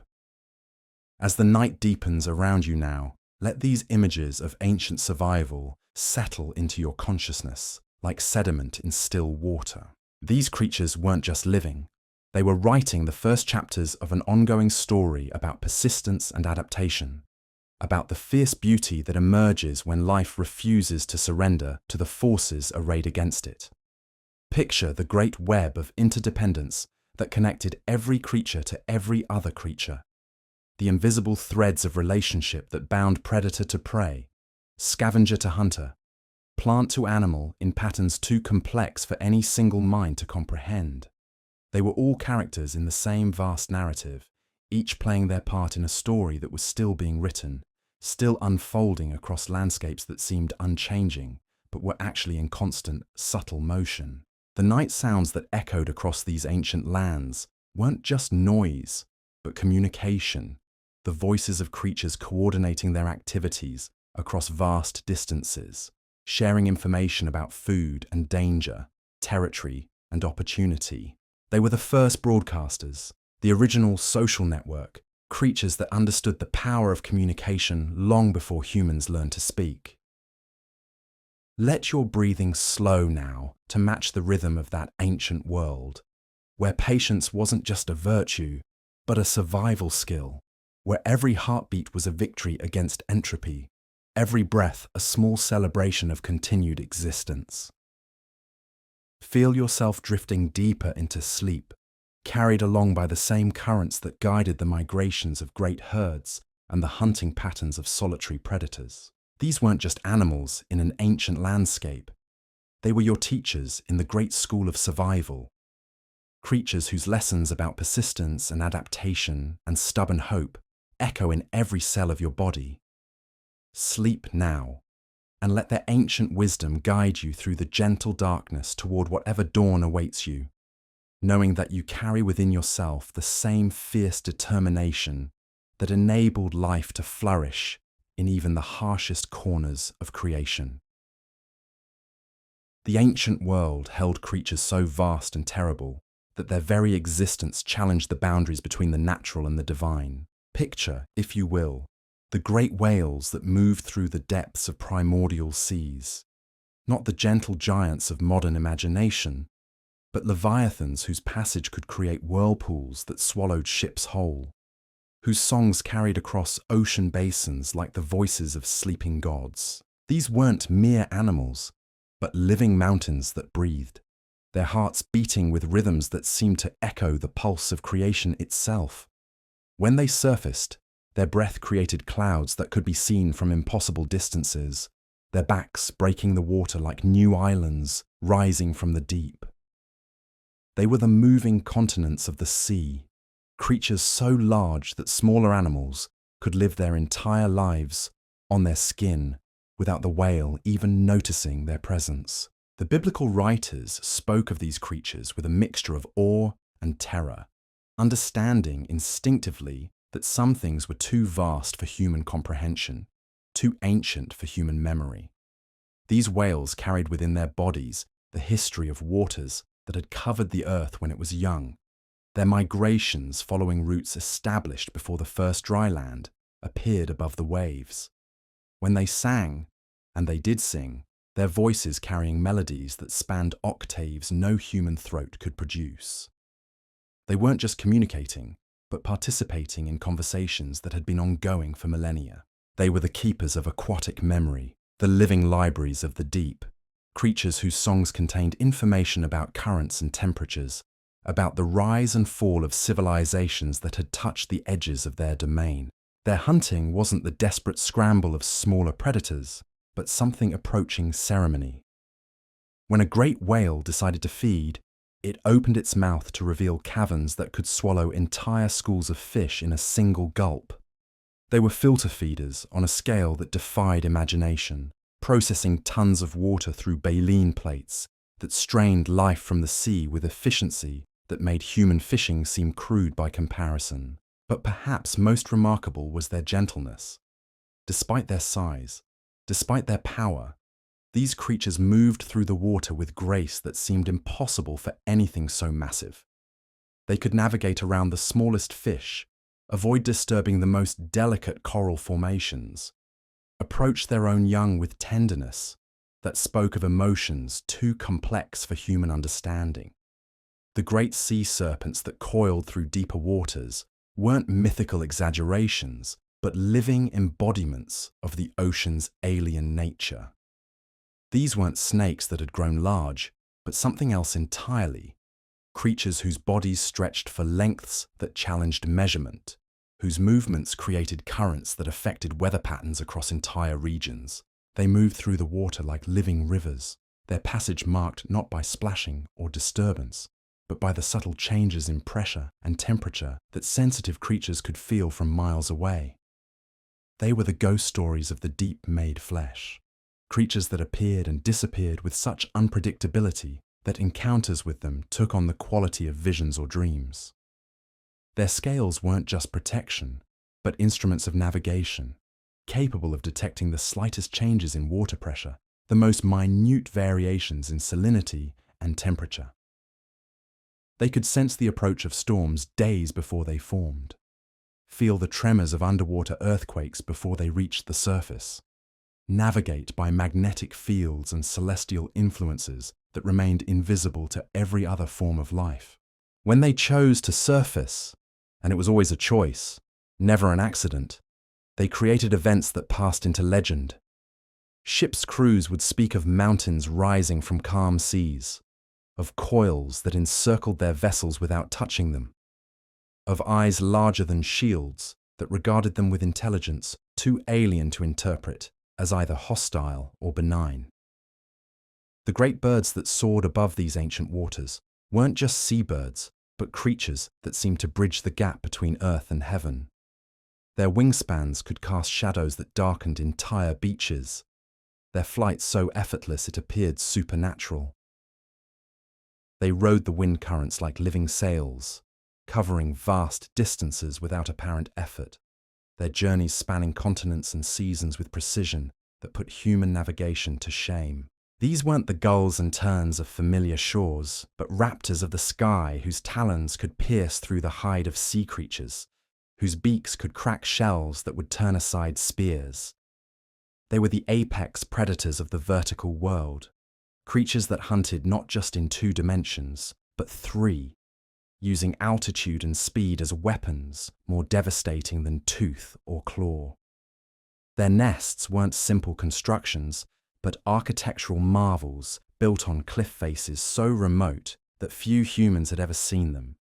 They raised their young in fortresses of wind and stone, teaching them not just to fly, but to read the invisible currents of air that could carry them across oceans or dash them against rocks with equal ease. When storms came, these great birds didn't flee, but danced with the tempest, using the very forces that destroyed other creatures as highways to heights that clear skies could never provide. They were the masters of chaos, creatures that had learned to find opportunity in conditions that represented death to everything else. The creatures of the deep pools and hidden springs weren't just surviving in these isolated waters. They were thriving in ways that defied every expectation about life's requirements and limitations. These weren't the familiar fish of rivers and streams, but something stranger. Creatures that had adapted to environments so specific, so demanding, that they had become living proof of life's infinite creativity. In spring so hot they would cook ordinary flesh, there lived creatures that had learned to make the scalding water their home. Their bodies had been redesigned by countless generations of survival, their proteins restructured to function at temperatures that would denature the very building blocks of life in other animals. They were the alchemists of the biological world, creatures that had turned poison into habitat, death into opportunity. The blind fish that navigated the absolute darkness of underground rivers weren't just surviving without sight. They had transcended the need for it entirely. Their other senses had been amplified to levels that bordered on the supernatural. Their ability to detect movement and pressure, changes so acute that they could navigate by the displacement of water around objects they never saw. They had learned to read the water itself like a language, interpreting the subtle variations in current and temperature that told them everything they needed to know about their environment. They were living sonar systems, creatures that had turned the absence of light into an advantage, using darkness as other animals use camouflage. The great turtles that crawled across both land and sea weren't just ancient. They were living links to ages when the world was fundamentally different, when continents had other shapes and oceans flowed in patterns that modern geography couldn't explain. Their shells carried the accumulated wisdom of centuries, their movements governed by instincts that connected them to magnetic fields and celestial cycles. These weren't the modest turtles of ponds and gardens, but massive creatures whose shells could serve as boats, whose flippers could propel them through water with surprising speed and grace. On land, they moved like living boulders, their progress measured not in speed, but in inevitability, their determination absolute and unchanging. Their nesting rituals weren't just reproduction, but ceremony, ancient practices that connected them to beaches and islands they had been visiting for countless generations. They were the pilgrims of the animal world, creatures whose journeys spanned not just distances but geological ages, whose destinations were determined by forces older than memory. When the great rains came, not the gentle showers of temperate climates, but the deluges that could reshape landscapes overnight, the creatures of the biblical world didn't just endure, but transformed these catastrophes into opportunities. The floods that destroyed human settlements became highways for creatures that had learned to read the moods of sky and water. The great crocodiles that lurked in river mouths and coastal shallows weren't just predators, but time travelers, creatures whose basic design had remained unchanged since before the first mammal drew breath. They were living fossils that had found perfection so early in their evolutionary history that improvement became unnecessary, refinement pointless. Their patience made scorpions seem hasty, their stillness so complete it seemed geological rather than biological. They could remain motionless for months, their metabolism slowed to levels that made hibernation seem energetic, waiting for the precise moment when prey would venture within striking distance. When they moved, it was with explosive power that belied their reptilian nature. Their jaws could snap shut with force sufficient to crush bone. Their death rolls could dismember prey larger than themselves. Their armor could turn aside weapons that would penetrate steel. They were the ultimate survivors, creatures that had witnessed the rise and fall of countless other species while remaining essentially unchanged. The great bats that filled the evening sky weren't just night hunters, but living clouds that could darken the sunset, their numbers so vast they created weather patterns of their own. These weren't the small insectivores of familiar caves, but massive fruit eaters whose wingspans rivaled those of eagles, whose flight patterns created aerial highways that other creatures learned to follow. They navigated not just by echolocation, but by sophisticated understanding of wind patterns, seasonal changes, and the subtle variations in air pressure that preceded storms. They were the meteorologists of the animal world, creatures that could predict weather changes days in advance, whose migrations served as calendars for other species. Their roosts weren't just sleeping places, but cities, complex social structures where information was shared, territories negotiated, and the business of survival conducted with efficiency that put human settlements to shame. They were proof that intelligence could take forms that had nothing to do with size or obvious complexity, that consciousness could emerge from patterns too alien for human understanding. The great cats of the mountain heights weren't just predators, but philosophers of stone and snow, creatures that had mastered environments so harsh they seemed designed to exclude life entirely. These weren't the familiar cats of lower elevations, but something more ethereal. Predators that seemed to fade in and out of visibility like ghosts made of fur and sinew. Their territory encompassed vertical miles, their hunting grounds including cliff faces and ledges that would challenge the most skilled human climbers.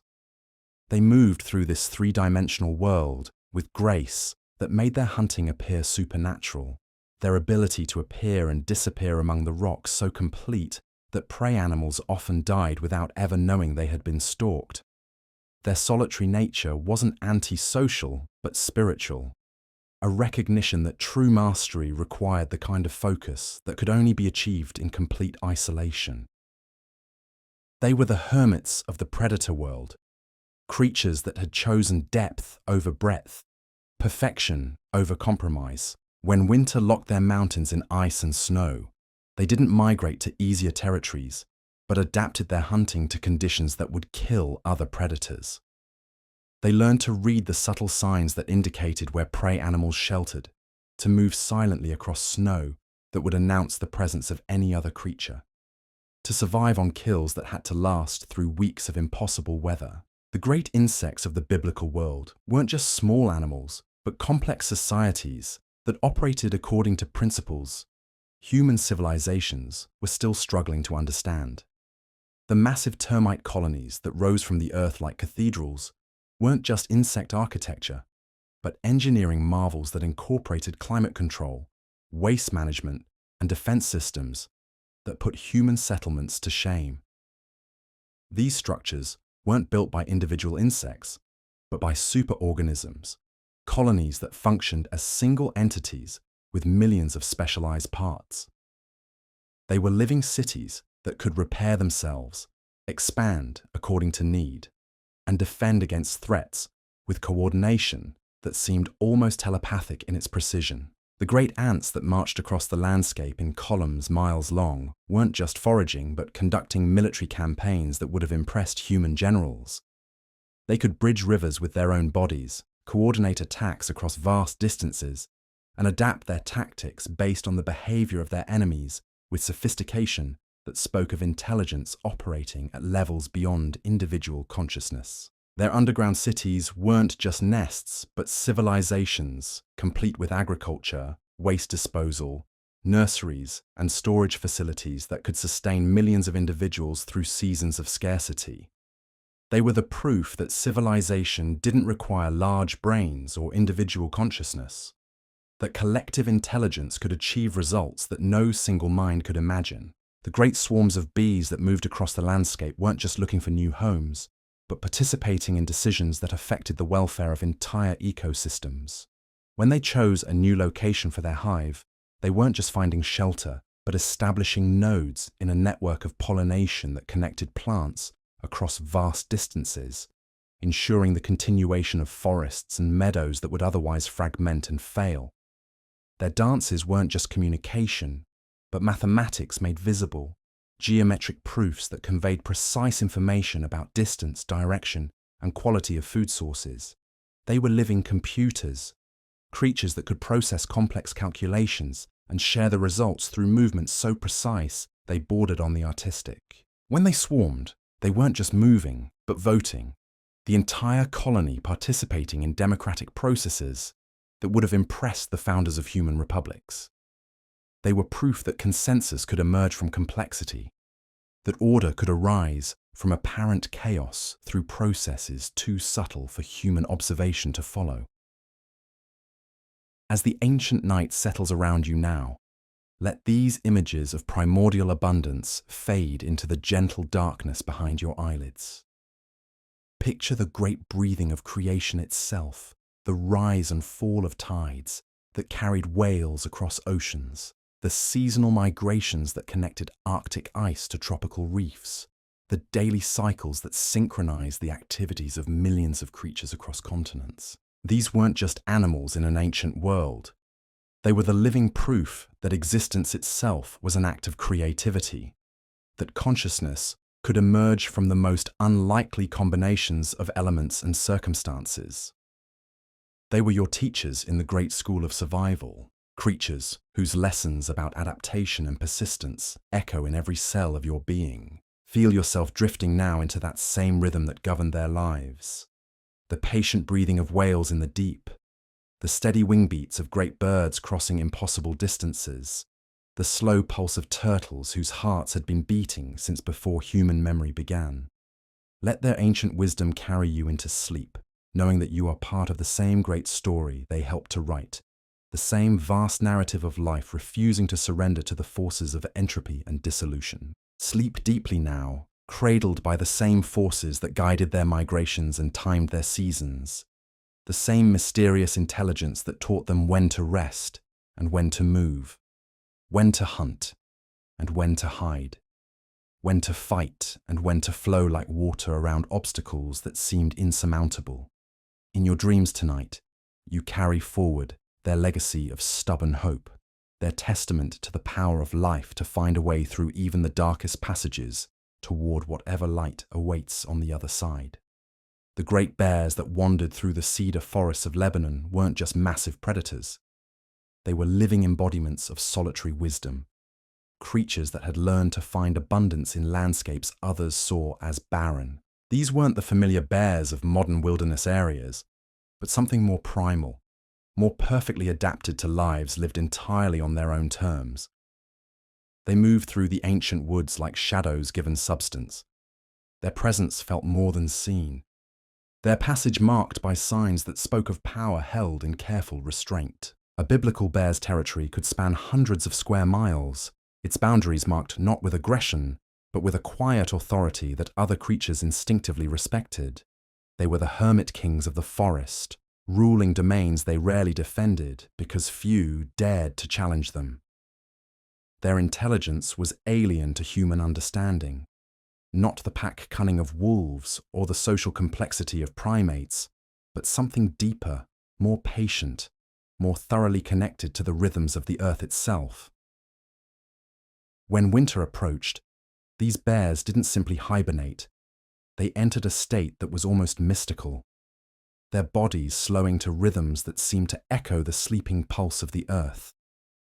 They chose their dens with care that bordered on reverence, seeking caves and hollow trees that would become temples of rest, sanctuaries where they could practice a form of death that always promised resurrection with the spring. Their omnivorous nature wasn't mere opportunism, but wisdom distilled into appetite.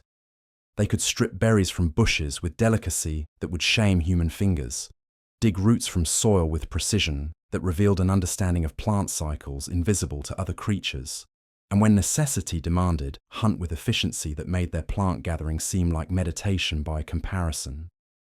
The great serpents that coiled in the ruins of Solomon's temple weren't just reptiles seeking shelter.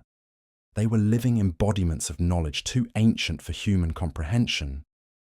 These weren't the venomous vipers of desert margins, but massive constrictors whose very presence seemed to transform the spaces they occupied, turning abandoned corners into sanctuaries of a different kind of worship.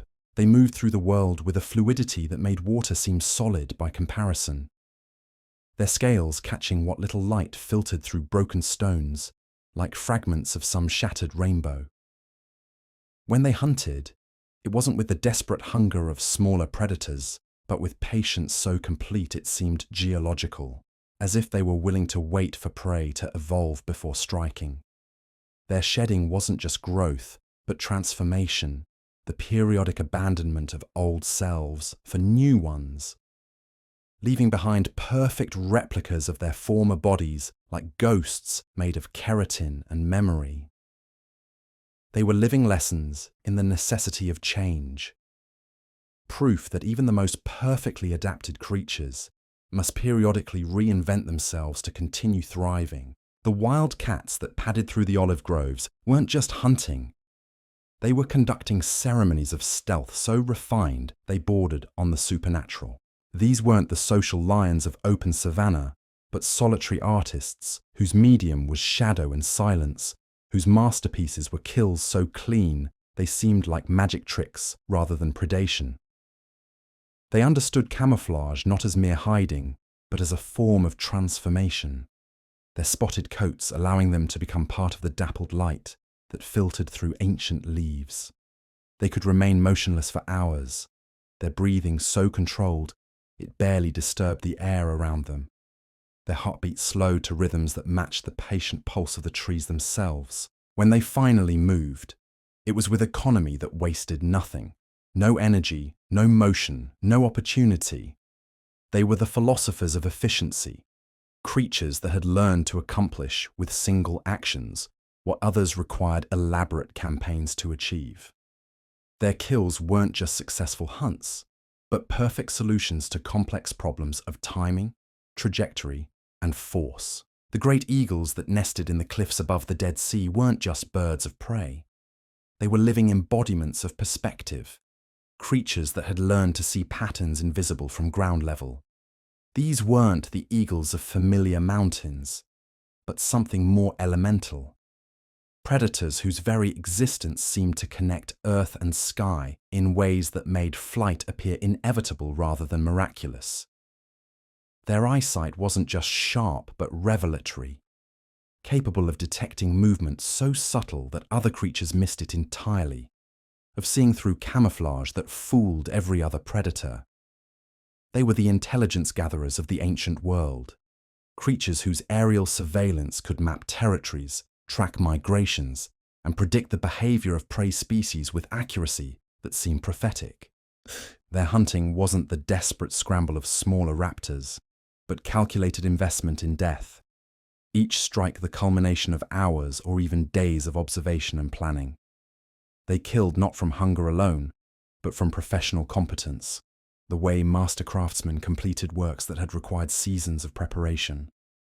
The massive catfish that lurked in the deepest pools of the Jordan weren't just aquatic predators.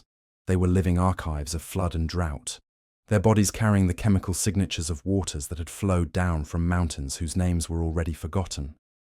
These weren't the modest fish of shallow streams, but something more ancient, creatures that seemed to embody the very essence of deep water.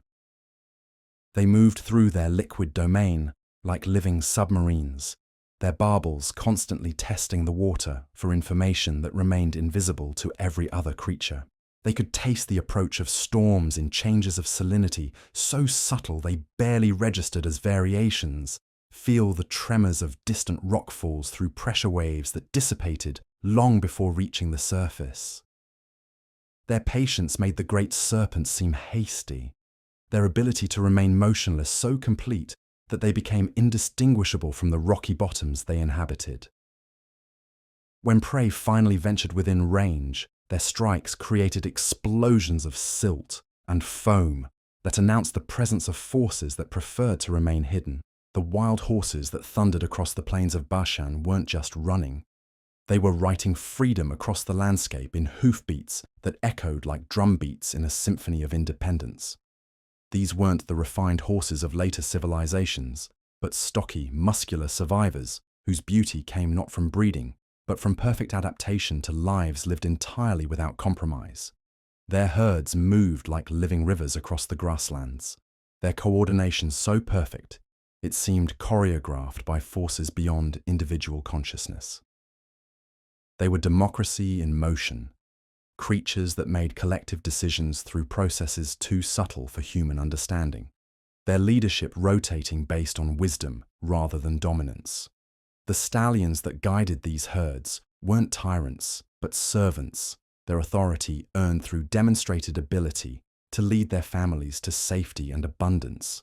They fought not for power, but for the right to serve, their scars testament to the price they willingly paid for the privilege of responsibility. Their migrations weren't random wanderings, but purposeful journeys that connected seasonal grazing grounds across vast distances.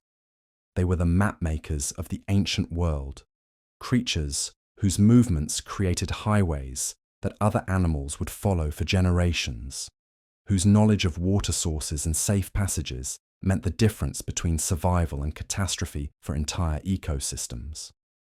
The great spiders that wove their webs between the pillars of ruined palaces weren't just creating traps, they were composing architectural symphonies in silk, their constructions vibrating with frequencies that carried information about wind and weather, season and circumstance.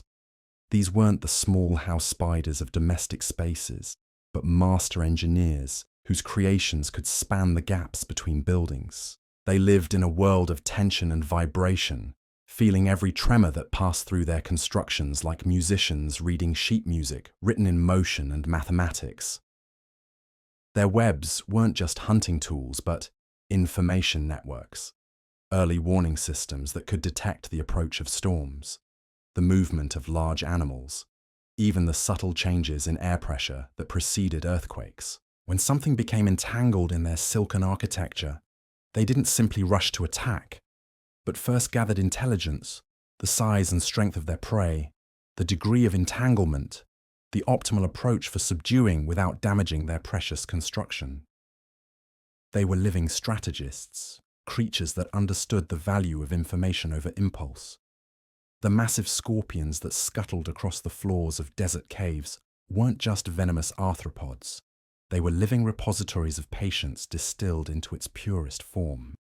These weren't the small scorpions of rocky crevices, but creatures whose very existence seemed to challenge the boundaries between the animate and the geological, predators that moved with the deliberate inevitability of natural processes. Their glow under starlight wasn't supernatural, but practical, a biological beacon that served functions too complex for human understanding. They were the nightlights of the ancient world, creatures that had learned to advertise their deadliness as a form of mercy, warning potential threats to maintain respectful distance. What? Their stings weren't just weapons, but precision instruments capable of delivering exactly the right amount of venom for any given situation. They were living pharmacies, creatures that could produce paralytic agents, digestive enzymes, and pain-blocking compounds with accuracy that would make modern chemists envious of their biochemical sophistication. The great owls that haunted the ruins of Babylon weren't just night hunters, they were the keepers of silence, creatures whose flight had been engineered by forces that understood aerodynamics better than any human mind could grasp. Their feathers weren't just flight surfaces, but acoustic dampening systems that eliminated the turbulence that would announce their presence to prey. They hunted not by sight alone, but by sound, their asymmetrical ear openings allowing them to triangulate the position of prey with mathematical precision that turned hunting into a form of geometry. They were the living embodiment of predation perfected, creatures that had solved the fundamental problems of stealth and accuracy through evolutionary refinement that spanned geological ages. Their calls echoed through the darkness not as friendly hoots, but as territorial declarations that transformed night itself into something that belonged entirely to creatures more perfectly adapted to darkness than any diurnal animal could hope to become. They were the voices of the night made manifest, sounds that spoke of ancient understanding that some territories were meant to be ruled by those who thrived in shadow. The wild asses that roamed the margins between desert and grassland weren't fleeing from civilization. They were celebrating their independence with every stride, their hoofbeats drumming out rhythms of freedom that echoed off canyon walls like anthems of the unconquered. These weren't the patient domestic donkeys that would later serve human masters, but fierce spirits that had chosen liberty over security.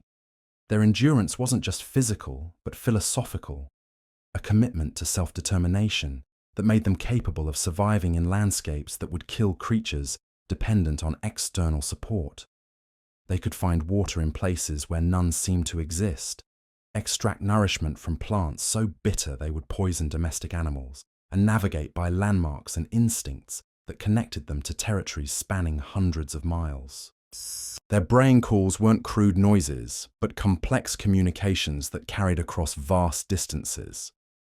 Messages that spoke of territory claimed and freedom defended, of the stubborn refusal to accept limitations imposed by others. They were the voices of the margins, the sounds that emerged from spaces too demanding for creatures that required comfort to survive. The great cranes that arrived with the changing seasons weren't just migrating.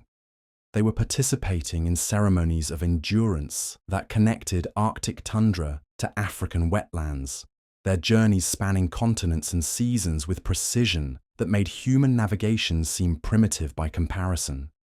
These weren't just birds, but living calendars, creatures whose arrivals and departures marked time more accurately than any human measurement. Their calls echoed across the landscape like voices from another dimension, carrying messages of change and renewal that spoke of mysteries older than human consciousness. They were the heralds of transformation, announcing the death of winter and the birth of spring, with voices that had been practicing these same songs since before the first human learned to count the seasons. When they danced, and they did dance, elaborate ceremonies that seemed to celebrate the simple miracle of being alive, they created moments of beauty that transcended their immediate purpose. Their movements were both ritual and celebration, performances that spoke of joy so fundamental it required no justification beyond its own existence. The great turtles that crawled between river and sea weren't just ancient. They were living bridges between worlds. creatures that had learned to thrive in environments so different they might as well have been separate planets. These weren't the modest turtles of garden ponds, but massive wanderers whose shells carried the accumulated wisdom of centuries. Their movements across land were measured not in speed, but in inevitability, each step a commitment to journeys that might span decades. They were the pilgrims of the animal world, creatures whose destinations were determined by instincts that connected them to magnetic fields and celestial cycles invisible to every other form of life. Their nesting rituals weren't just reproduction, but ceremony. Ancient practices that connected them to beaches they had been visiting for countless generations. They were the keepers of continuity, creatures that maintained connections across timescales that made human history seem like brief moments in much larger stories. The giant locusts that periodically transformed the landscape weren't just insects. They were living demonstrations of how individual identity could dissolve into something larger and more powerful than any single creature could achieve alone. These transformations weren't gradual but sudden, triggered by forces that activated ancient genetic switches, turning solitary grass eaters into coordinated forces of consumption. When the change came, it affected not just their bodies but their consciousness. Individual locusts suddenly becoming part of something that transcended individual will or desire.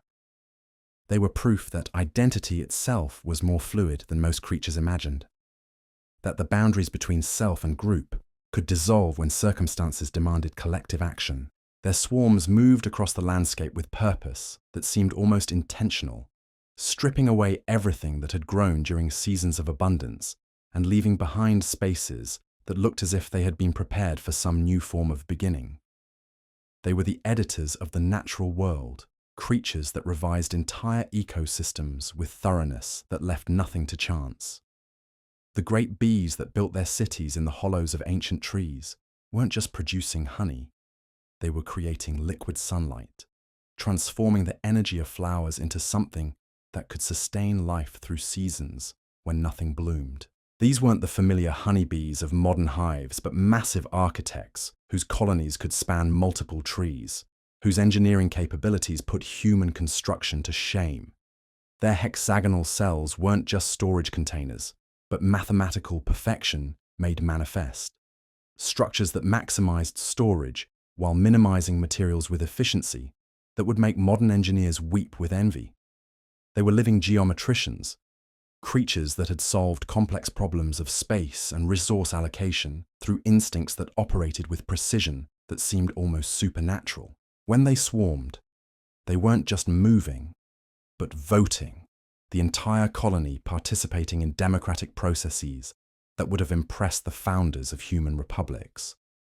They were proof that consensus could emerge from complexity, that collective intelligence could achieve results that no individual mind could imagine. As the deepest part of night settles around you now, let these images of ancient abundance fade into the gentle darkness that cradles your thoughts. Picture the great web of connection that bound every creature to every other creature, the invisible threads of relationship that made the biblical world a single, vast organism breathing with countless lungs, seeing with millions of eyes, thinking with a distributed intelligence that encompassed every living thing. These weren't just animals surviving in harsh conditions. They were the living proof that existence itself was an act of continuous creation, that consciousness could emerge from the most unlikely combinations of circumstance and determination. They were your teachers in patience and persistence, creatures whose lessons about adaptation and endurance echo in the very structure of your being. Feel yourself drifting now into the same rhythms that governed their lives. The slow breathing of great bears in winter dens, the patient wing beats of cranes crossing impossible distances, the steady pulse of ancient turtles whose hearts had been beating since before human memory began. Let their primordial wisdom carry you into sleep, knowing that you are part of the same vast story they helped to write. the same eternal narrative of life refusing to surrender to forces that seemed insurmountable. Sleep deeply now, cradled by the same mysterious intelligence that taught them when to rest and when to move, when to fight and when to flow like water around obstacles that appeared immovable. In your dreams tonight, you carry forward their legacy of stubborn hope, their testament to the power of life to find pathways through even the darkest passages toward whatever light awaits beyond the horizon of sleep. The great whales that moved through the depths of biblical seas carried more than water in their massive bodies. They carried songs that had been sung since the world was young, melodies that connected the deepest trenches to the highest peaks through harmonies no human ear could fully comprehend. These weren't just the largest creatures ever to draw breath, but living cathedrals whose very existence seemed to bridge the gap between the physical and the eternal. When they sang, their voices traveled for thousands of miles through water that served as both medium and message, carrying information about currents and seasons, about abundance and scarcity, about the great migrations that connected all life in patterns too vast for any single mind to grasp. They were the historians of the deep, creatures whose memories spanned centuries, whose knowledge of ocean rhythms made them living libraries of aquatic wisdom. Their calves learned not just to swim, but to listen, to interpret the complex symphonies that filled the water around them with meaning invisible to every other form of life. These young giants grew up surrounded by conversations that had been ongoing since before continents settled into their current positions, becoming participants in dialogues that would continue long after their own voices fell silent. The great birds of passage that darkened ancient skies weren't just traveling. They were weaving connections across continents, their migrations creating invisible highways that linked Arctic breeding grounds to tropical wintering areas. In patterns of such complexity, they seemed choreographed by divine intelligence. These weren't mere journeys, but pilgrimages that had been repeated for so many generations, they had worn grooves in the very atmosphere itself. Their navigation systems made human attempts at wayfinding seem crude by comparison. They could read magnetic fields like maps, interpret star patterns like written instructions, and sense changes in air pressure so subtle they remained invisible even to modern instruments. They were living compasses, creatures that carried within their bodies the accumulated knowledge of millions of successful journeys. When storms threatened their passage, they didn't simply endure, but transformed adversity into opportunity, using the very winds that would destroy other creatures as express routes to destinations that clear skies could never provide.